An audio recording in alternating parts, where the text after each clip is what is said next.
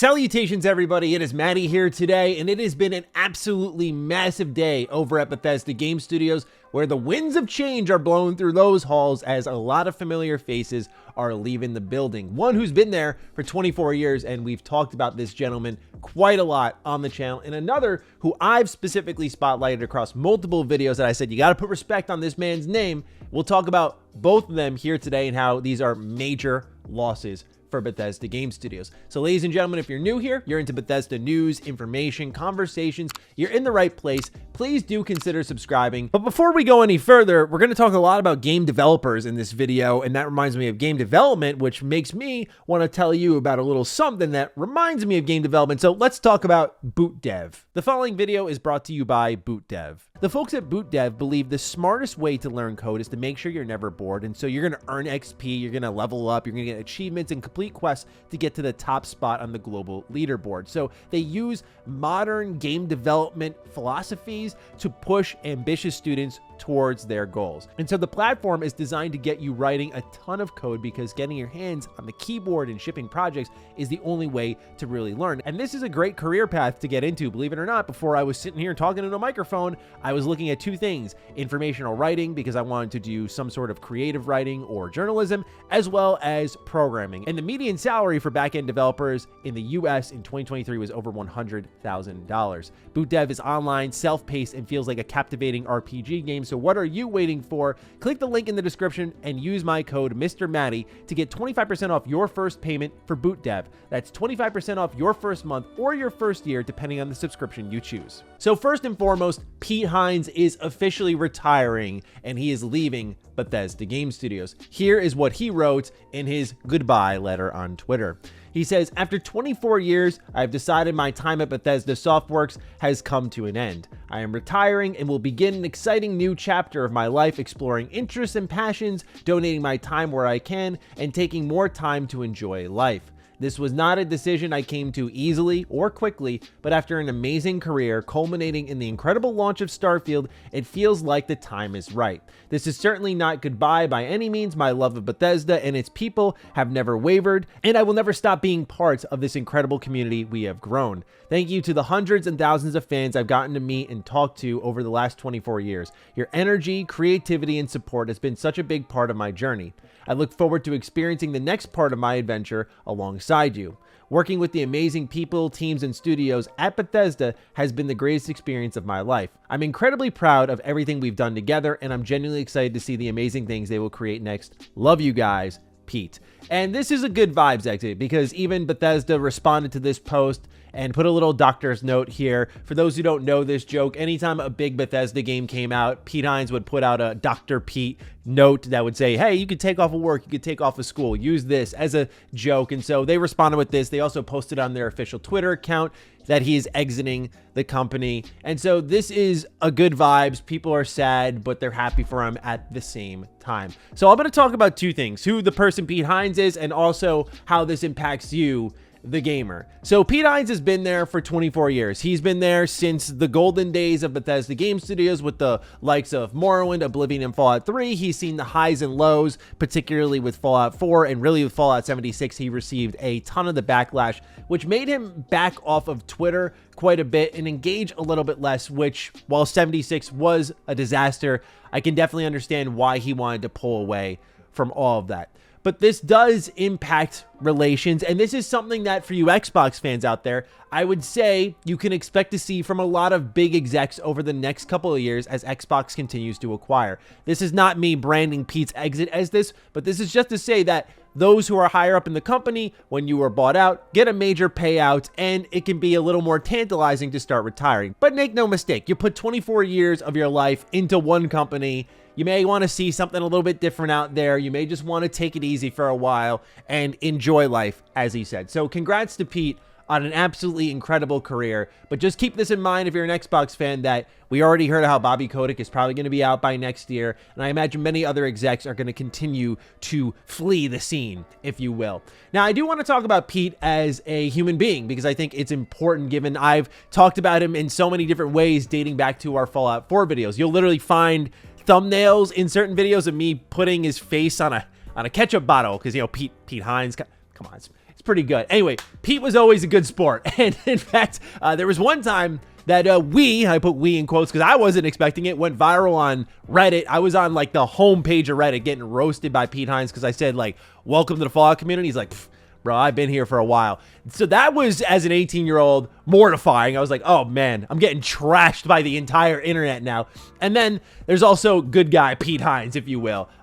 You know, I had the chance to really chat with him at a Fallout 76 event that they hosted in West Virginia. I actually posted a full vlog of that experience if you're ever curious what that looks like. But I had the chance to sit down and just talk about everything with him. Life, hockey, all that fun stuff that we care about. And he's a stand-up guy. And especially as, granted, I was 18, 19 at the time making all these videos, and it's not like I was belligerent or mean or anything like that, but he was far more gracious to me than I ever expected. So Pete's a good dude, and I just felt this was a good time to share that story of, I sat down at a dinner table, it was me, him, a bunch of other people from Bethesda, a bunch of other YouTubers, and he was fantastic. So congrats to Pete on a fantastic career, and I can't wait to see what he does next. Let's move on and talk about Will Shen. This name may sound a bit familiar to you if you watch a lot of Bethesda videos from me.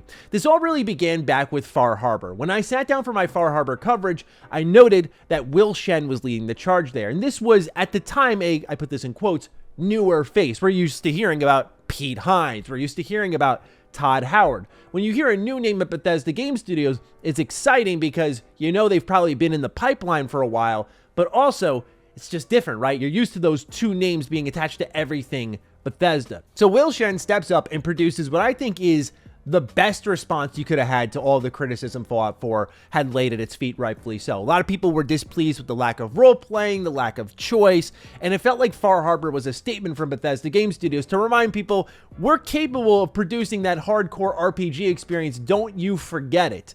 And I loved Far Harbor. To me, it's one of the best expansions that Bethesda's ever made, and they've made some pretty dang good DLC. The reason this is all relevant is because Will Shen played a massive factor in designing the quests for Starfield. Now, even if I have a problem with Starfield's flow as a video game, I absolutely love its writing. I love its characterization. I love the lore. I love just how I can sink endlessly into conversations with random people. Anyone who has a name has dozens and dozens and dozens of lines of dialogue attached to them. And I'm not trying to say that in this AAA effort, it's all because of Will Shen. But make no mistake that this is one of the guys who was in the building leading the charge for the type of game that we wanted from Bethesda Game Studios, which was silent protagonist, lots of choices, lots of dialogue. And Starfield, love it or hate it, was just that. Lots and lots and lots of dialogue. Perhaps for some, too much focused on talking to people. But that was a big part of what I would call a Will Shen moment. I mentioned this in one of my dozens and dozens of Starfield videos when I went over the writing in the game. I called it a Will Shen moment because, like, this dude was definitely pushing this type of writing into their games, and I'm thankful for it.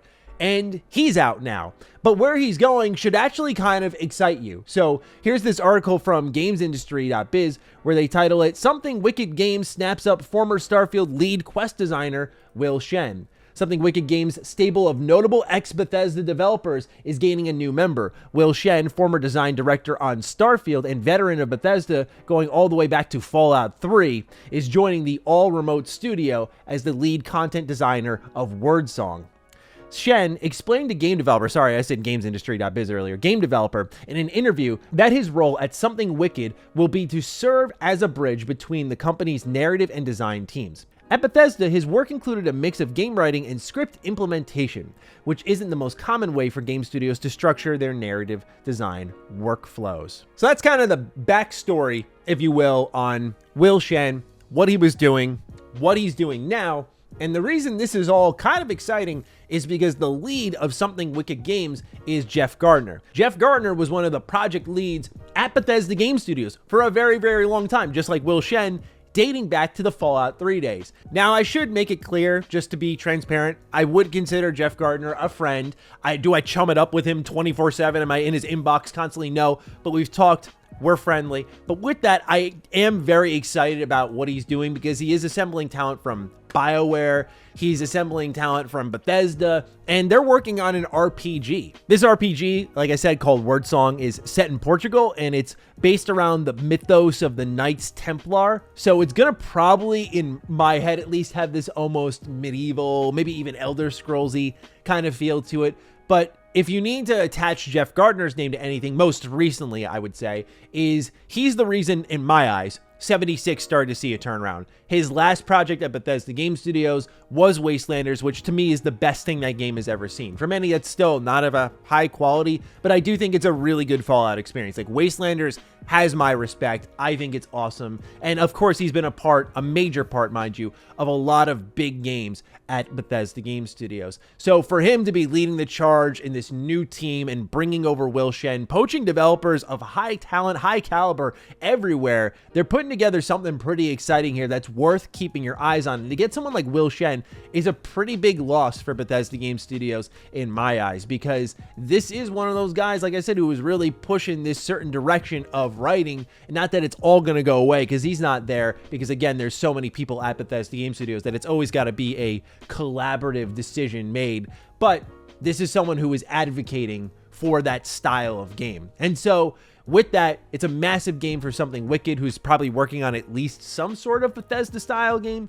But at the same time, it is a big loss for Bethesda. Jeff Gardner, I actually had the opportunity, this Fallout 76 event just continues to be relevant in this video. I had the opportunity to speak with him at length at the 76 event. I interviewed him a little bit. I got information on the game. But also what I learned was that his wife really liked my videos and would always send them to him, which is how he found out about me, and he became a big fan of what I do. I've tried to get him on the channel or on Defining Duke to interview him about Wordsong, but obviously they're trying to keep heads low, keep things quiet. So it's something we'll probably do down the line. I don't want to commit for him, but I am very excited for this game. I'm excited for him on a personal level. And yeah, I'm just thinking that this is not all bad news. It's bittersweet. I'm happy Pete's going off into the horizon and enjoying a good retirement, and Will Shen going on and enjoying a brand new job at a new company. But at the same time, these are big losses for Bethesda Game Studios,